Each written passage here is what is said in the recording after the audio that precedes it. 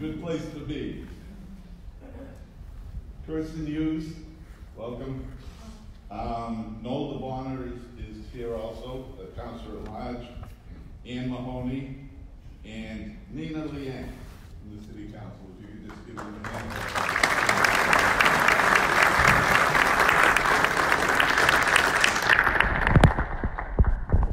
The next group is the school committee.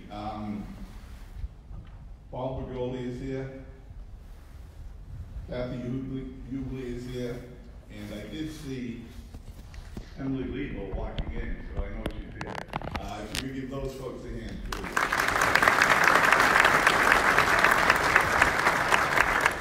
Next is the state delegation, who I know by sight. Beginning with the State Senator John Keenan. Where's John?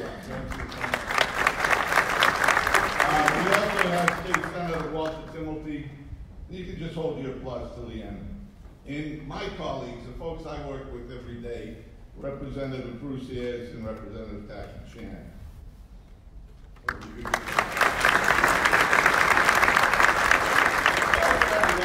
also have the honor of introducing my other mayor under the equal time clause of being asked for ceremonies. I get to introduce Bob Hedlund of Wayne.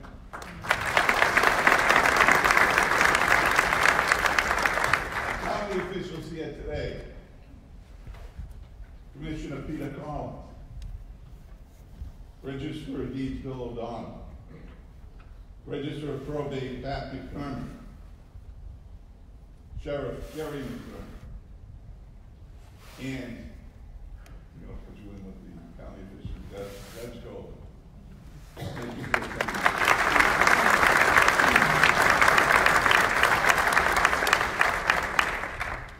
We also have former Counselor at Large and an old friend, Tim Cahill, now the president of the Quincy Chamber of Commerce.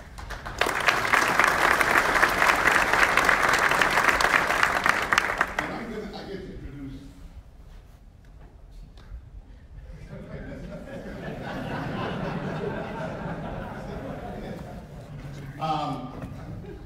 this is a special day because we get to recognize a couple of people. And it's a special day for our representative in Washington, Representative Steve Lynch, who recently, and I think it's recently because I just read it in the paper today, that has been moved to chairman of a subcommittee, which is in recognition of his hard work and his ability to solve problems in Washington. And it's guys like Steve that are going to turn this thing around. And it needs to be turned around. So thank you, Steve, and congratulations.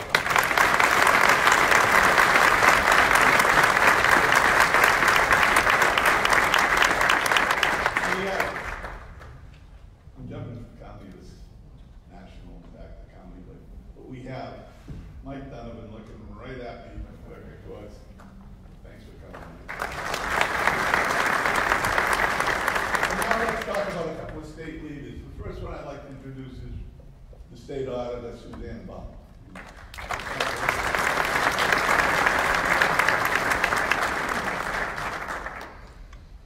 And it is my honor, because they didn't give me any other names, so I'm not introducing anyone else. Or you guys are going to have to hope the mayor introduces. It's my honor to introduce one of the featured speakers here today, and that's the Attorney General. I have had the opportunity to work with the Attorney General on a number of different issues, specifically around health care. There is not a more passionate defender of consumers' rights in health care than our Attorney General. Whether it be hospital mergers and hospital closures, whether it's drug pricing, whatever the issue, she is there on the side of the constituents that she serves. It is an honor to work with her. It is a pleasure to work with her. She's accessible, listens, and is engaged. You can't ask more from an elected official. So with that, I'd like to introduce the Attorney General.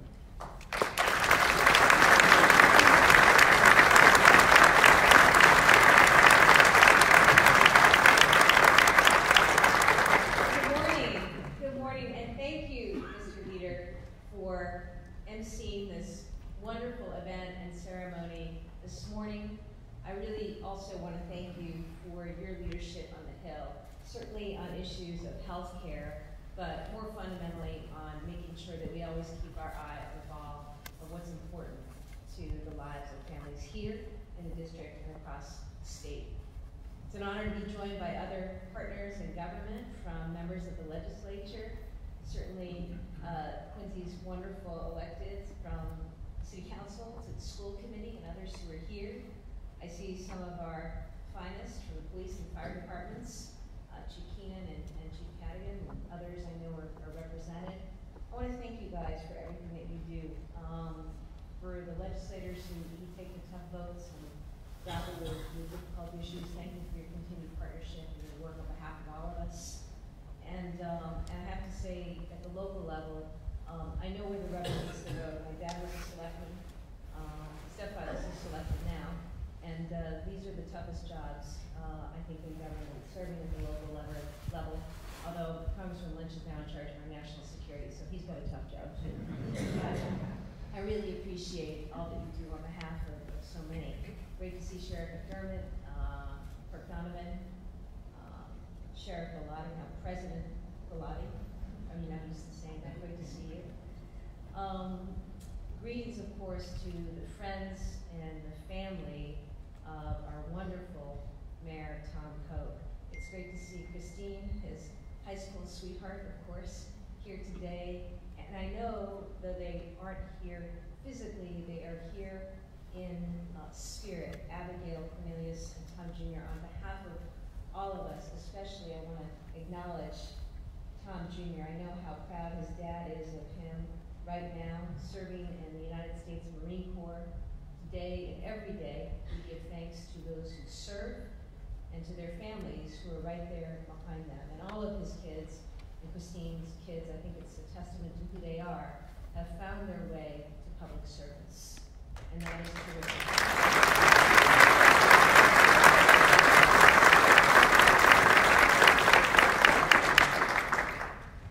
And to Mother Olga, thank you for your beautiful and inspiring words. Over the past 4 years, I've had an opportunity to work with mayors all across this great state, and I know how hard their job is, what they are confronted with, what they're forced to grapple with, competing interests, all of which are important, and to try to serve people. And I don't think that there is a tougher job than the job that faces mayors across this state. I love working with our mayors because they truly are connected to the people that they serve. They solve problems and they make things happen. And in Mayor Koch, I can tell you that not only is he a fantastic mayor for this great city of presidents, and not only is he a great example for mayors around this Commonwealth, he's the real deal, an example of exactly what we need right now in this time in our country. So I just want to tell you a few little stories about my experiences working with your wonderful mayor to celebrate with this morning's ceremony. He's led on issue after issue, issues that have a direct effect on Quincy and across the state, from supporting working families to keeping our communities safe. I think about Quincy College. We saw firsthand the mayor's leadership and his commitment to our students and to higher education. Thanks in large part to his hard work, Quincy College is getting back on its feet and getting students back to classes where they belong. Not an easy situation.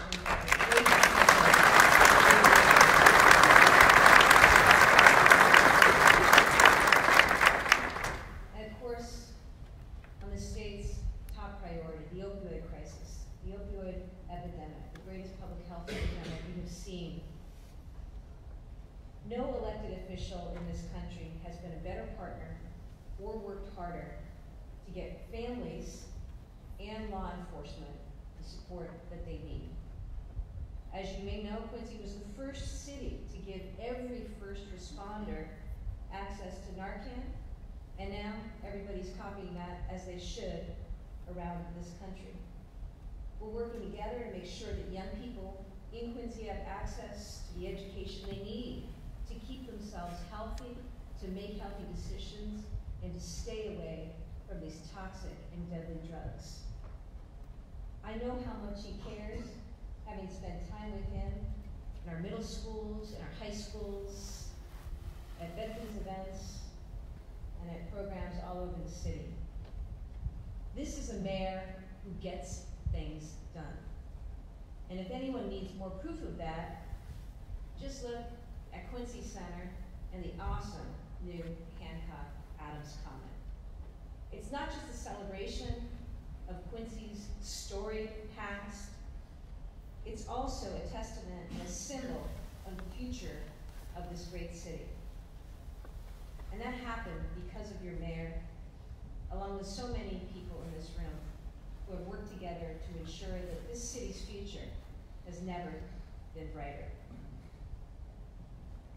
And finally, I just want to say that I think one of the most important things that we can do, those of us who are elected to serve, is to listen to people. I know that's what Congressman Lynch has done his entire tenure in office, and he always remembers where he came from. The challenge is to listen to people and to understand where they're coming from, and then to try to work together to take action. And I think one of the greatest things about Mayor Koch is that he's somebody with his ear to the ground, his heart's always in the right place. He's guided by a tremendous value and commitment to fairness and to taking care of people as best we can. It's funny, because over the years, we haven't always agreed on every single policy position. But I appreciate that he nevertheless works with me, respects me, admires me, as I do the same for him. And I think it's that spirit of working together, of finding common ground, of trying to get things done, and remembering it's never about us, it's about the people. That's what Tom Koch has been. That's what his family has brought to bear here in so many different ways. And that's what he's going to continue to do for this wonderful, wonderful city. Let's give a rousing and warm welcome befitting of this great man, your mayor, Mayor Tom Koch.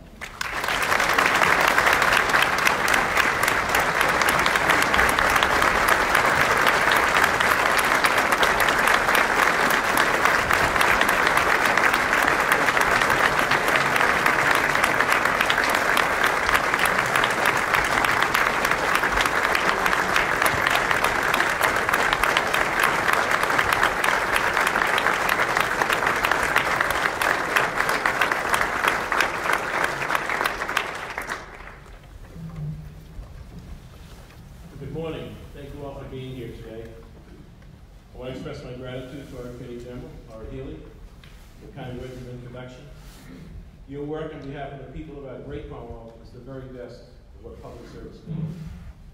Protecting consumers from predatory business practices, taking on the pharmaceutical giants who are responsible for some of the opioid crisis, fighting for the rights of workers, students, and seniors. Under your leadership, the Office of the Attorney General truly is the people's law firm. Thank you.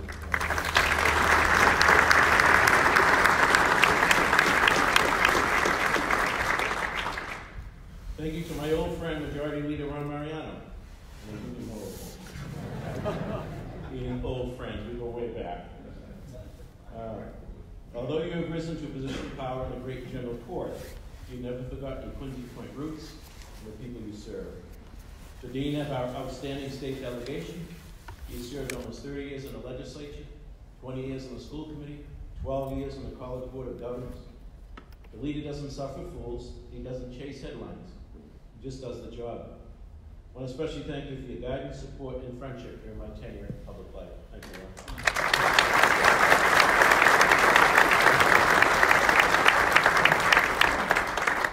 To Mother Olga, a spiritual giant who walks among us. Thank you for your prayer this morning, and thank you and the sisters of the Daughters of Mary of Nazareth for your witness and acts of kindness in our community. Thank you, Lord.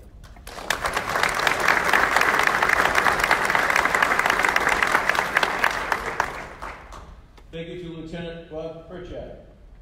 You heard Ron speak about his dedication and service to our nation. Outstanding police officer, retiring as a lieutenant. and continues to be very active in our community with his beautiful wife, Linda. We thank them for their contributions to our city. Thank you, Lieutenant.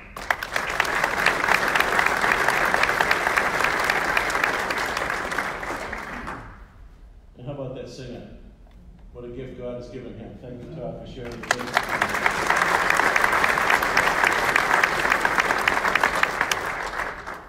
To my family, my wife, Christine, our oldest son, Cornelius, who's in his last semester at St. Joe's in Maine, our daughter, Abigail, attending Quincy College, and Tom Jr., Corporal in the United States Marine Corps. We're so proud of each of you. I'm so grateful for your love and continued support.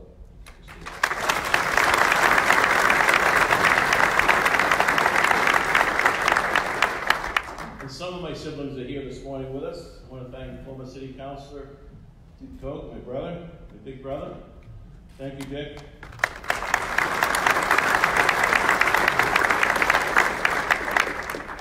And I have two of my sisters here. My sister Linda, my sister Deb. Thank you all for being always here for me. And I want to express my gratitude to both Jim Sheets and Bill Phelan, former mayors, in their own right, made great contributions to this community. Thank you for your presence here this morning.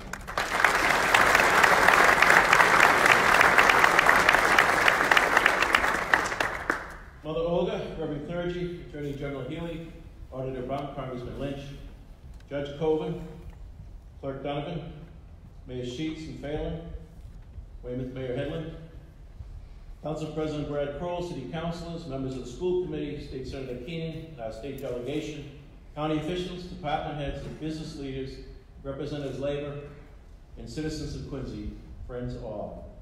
Today I stand before you in this historic Great Hall to report to you about the state of our city. In doing so, I think it is very important to note our achievements and our goals are a direct result of us working together. That does not mean we always agree on policy, but we have and will continue to work together for the betterment of the people we serve. We need look no further than right outside this hall for an example of what we can do by working together, the Hancock Adams Common, one of the most historic projects in which I've had the privilege to work. And it was through a vision from the community and a commitment from the federal government, our state government, and our local government that a world-class park was created in what was a four-lane road, bringing our history together and reminding each of us as Americans who we are as a people. Those who were able to attend the ceremony back in September were treated to an extraordinary public event. Governor Baker, Congressman Lynch, Mr. Ben Adams, and our featured guest, David McCullough, gave us a great reprieve from the crazy world we live in, even just for a couple of moments. It reminded us of our heritage and the importance of public service. Over 5,000 people attended the dedication, and people still talk about the incredible patriotic feeling they left with that day. Unfortunately, there were some great Quincy citizens absent from that event. Mayor Walter Hannon, World War II vet Bob Noble, advocate for those in need Rosemary Wahlberg, and historian and civic leader Tom Galvin were all called home to the Lord this past summer. Mayor Hannon had envisioned a public space where our new common now sits back in 1972. Walter was the son of Quincy, who served as a Ward 5 councilor, state rep, planning director, and the first true full-time mayor of the city.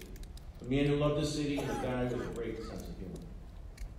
Robert Noble, a member of the greatest generation, served his nation in World War II, was captured, and returned home with honor.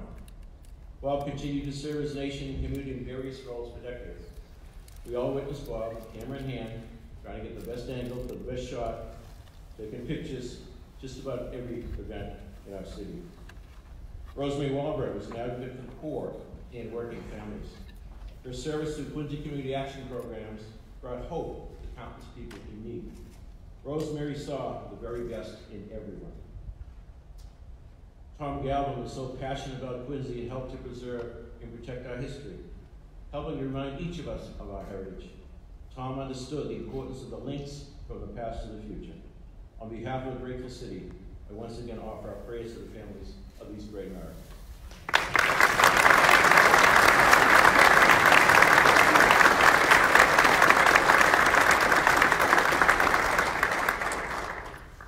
My friends, I humbly stand before you you today to report to the people of Quincy that our state of our city is indeed strong.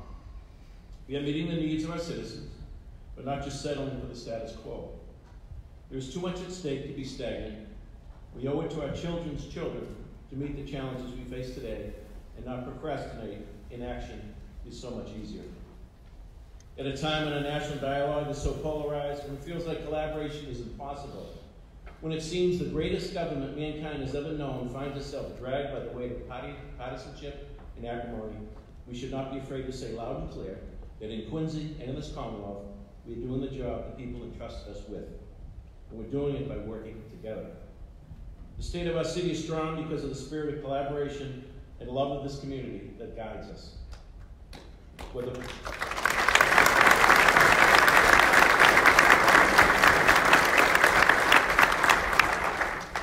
Whether public safety, education, infrastructure needs, the housing shortage, or the opioid epidemic, we are tackling the issues with great heart, diligence, and perseverance, and we're doing it together.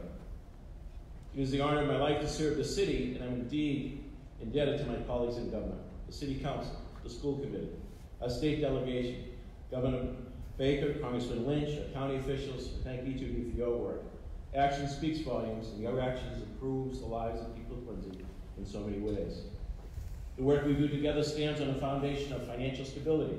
It continues to grow stronger. Our Wall Street bond rating never better. Our rainy day fund is highest in many years. Our debt burden lower than most cities. Our budget balanced and our property values surging, while property tax increases remain less than half the state average. While rising property values say a lot about the positive direction of our city, we cannot ignore the upward pressure they cause, particularly for our seniors. That's why this spring, our administration will submit to the City Council a proposal to raise the maximum income level for our property tax deferral program to the highest allowed by state law, $58,000 per individual. This will be a nearly 50% increase in the income limit, and the first adjustment in more than 20 years. These changes will benefit hundreds, if not thousands, of seniors who own their homes and allows them to stay in their home and defers the taxes until someday that property should change hands. This foundation of financial stability is the reason we can provide the services our residents expect and deserve, while at the same time make vital investments in our future. I know in today's world, public employees are an easy target. Let me talk a little bit about the work that some of our 2,500 employees do every day, some of which does not get mentioned quite enough. Our Department of Public Works last year cleaned 842 tons of debris from catch basins. They filled more than 8,000 potholes, rebuilt nearly 10 miles of road, replaced 3.3 miles of old water pipe, and replaced a line over 4.9 miles of sewer pipe. And they're just getting started. With the approval of the City Council, 2019 will be the first full year of the most aggressive road and infrastructure improvement program in recent history. Between the water mains, sewer line repairs, road and sidewalk reconstruction, and preventative maintenance, the DPW will supervise work on nearly 30 miles of road this year. Our Inspection Services Department issued more than 7,000 building and construction-related permits last year and conducted a like amount of inspections. Speaking of inspection services, I just want to take a minute to point out, where's Tom Picararo? Is Tom here with us? Chief Plumbing and Gas Inspector, back in the fall, asked me if he could go up to the North Shore to help the state out with inspections with that awful tragedy that happened in the Merrimack Valley. But Tom was up there for several weeks assisting people to get back into their homes before the cold winter. So I want to thank Tom for this.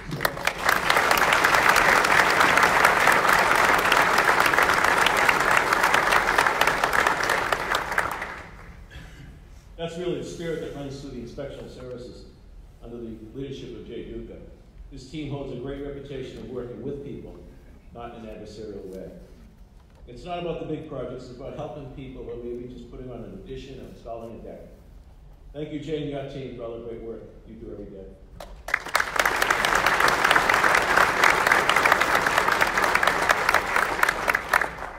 This year, our park department will continue with a citywide playground overhaul, building more than a dozen new playgrounds across the city, financed through the Community Preservation Act.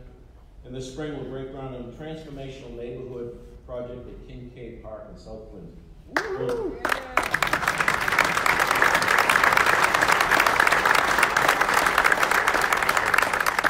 project will provide a state-of-the-art park facility in one of our community's most underserved areas. Our premier playing facility, some of you may have played there, Veterans Memorial Stadium, will this year welcome the first professional sports franchise to call Quincy home, the Boston Cannons of Major League Lacrosse. As part of the partnership with the Park and Rec Board, the Cannons plan to finance more than $1.5 million worth of improvements to the stadium. These benefits are going to provide great opportunities for young people that use our stadium. We thank the Cannons.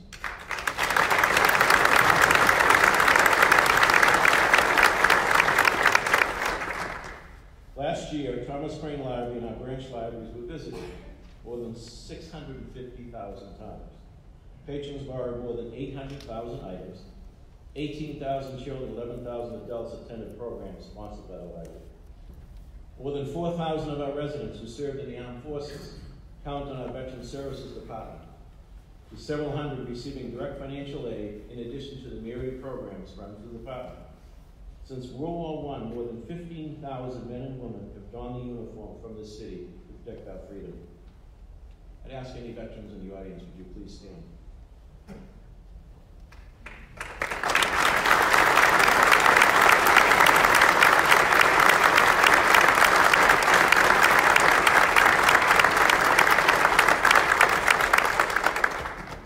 Kennedy Center, which will celebrate its 10th year of serving our seniors, today has more than 6,000 registered members and receives more than 100 visits every day.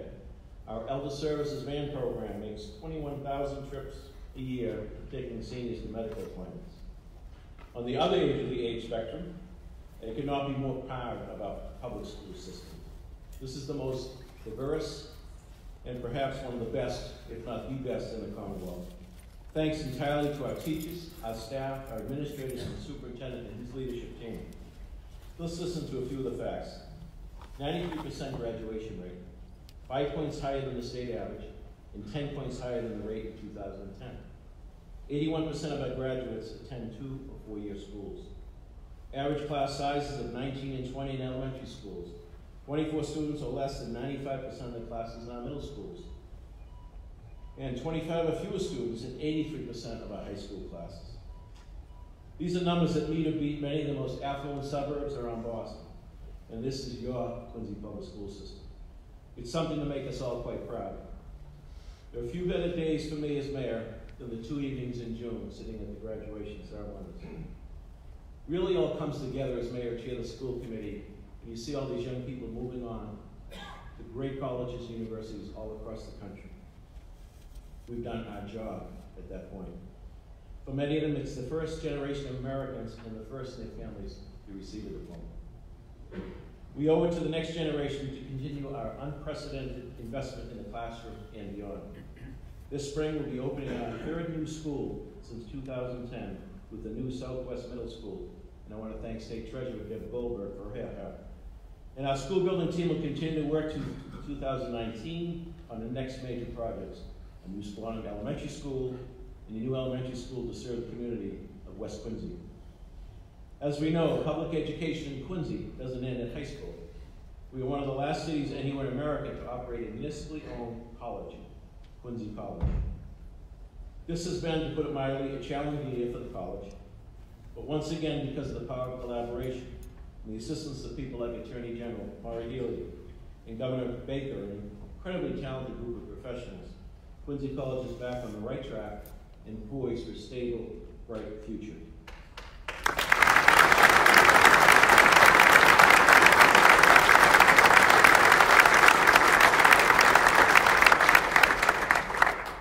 What a few months ago seemed an impossibility, the reinstatement of a quality accredited nursing program is today very close to reality. I'm grateful to President Bellotti, Provost Kuchar, Lisa McBurney, the entire leadership team, the Board of Governors, and the college staff for doing exactly what needs to be done at this critical moment in the college's history. Quincy College is here to stay.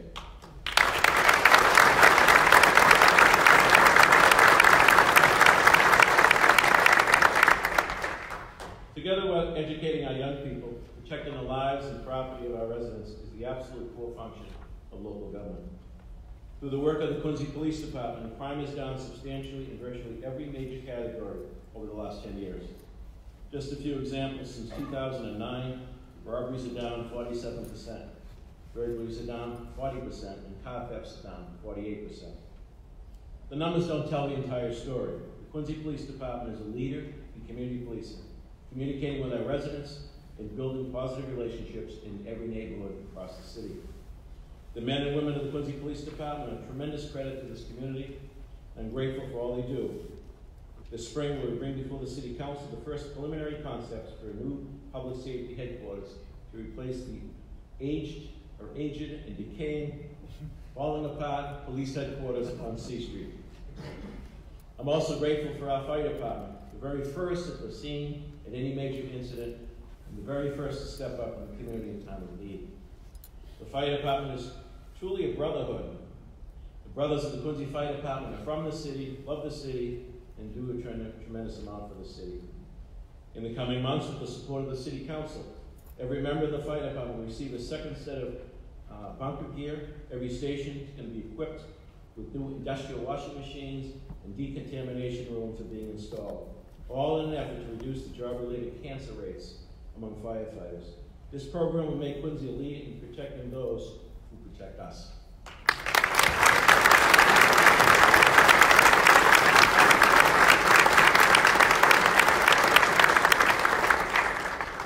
This year, we will also welcome two major pieces of apparatus.